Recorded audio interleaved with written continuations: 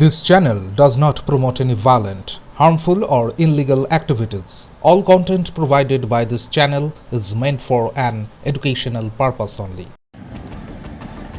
আজ পূর্ব মেদিনীপুরের তমলুকে জেলা শিক্ষা দপ্তরের সামনে বিক্ষোভ অবস্থানে সামিল হলো যোগ্য শিক্ষকেরা। সুপ্রিম কোর্টের রায়ে চাকরি হারানো যোগ্য শিক্ষকেরা ডিআইকে ঘিরে বিক্ষোভ দেখায় এবং অফিসে তালা মেরে দেওয়া হয়।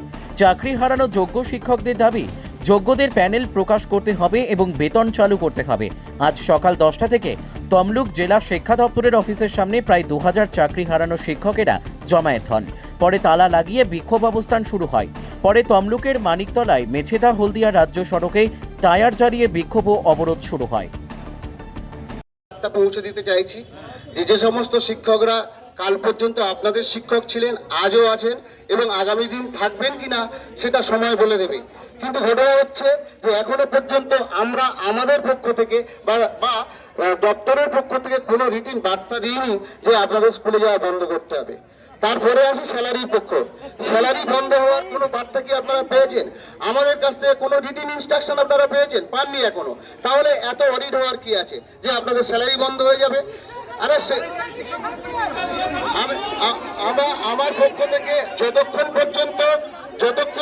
যতক্ষণ না এটা আমার জুডিসডিকশনে পড়ে না, আমি বলতে পারি না যে আমি আমি আমি আমি এটা বলতে পারি।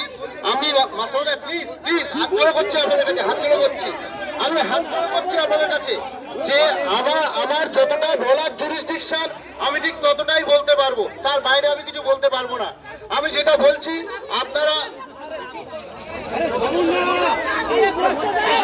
নেওয়ার উদ্দেশ্য হচ্ছে আমরা কালকে আমরা যে গুগল শিটটা আমরা পাঠিয়েছি, সেই গুগল শিটটা দেওয়ার উদ্দেশ্য হচ্ছে একটাই, যে আমাদের এই জেলাতে যতজন শিক্ষক আছে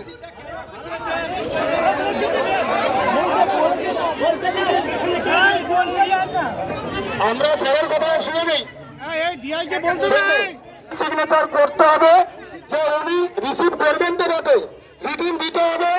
আমাদের পূর্ব মেদিনীপুর জেলায় যতজন যোগ্য শিক্ষক আছেন তাদের জন্য হয়ে তিনি মুখ্যমন্ত্রী, শিক্ষামন্ত্রী থেকে সবার জন্য সওয়াল করবেন, তার প্যাডে, তার লিখিত প্যাডে তাকে আমাদের দাবিগুলো দিয়ে যোগ্য অযোগ্য লিস্ট এখানে যেটা আছে পূর্ব মেদিনীপুর জেলায় সেই লিস্ট আপনাকে জমা দিতে হবে। আমাদের ডেপুটেশনের কপি করা হবে। আগে স্যার কি বলছেন সেটা আমরা শুনি।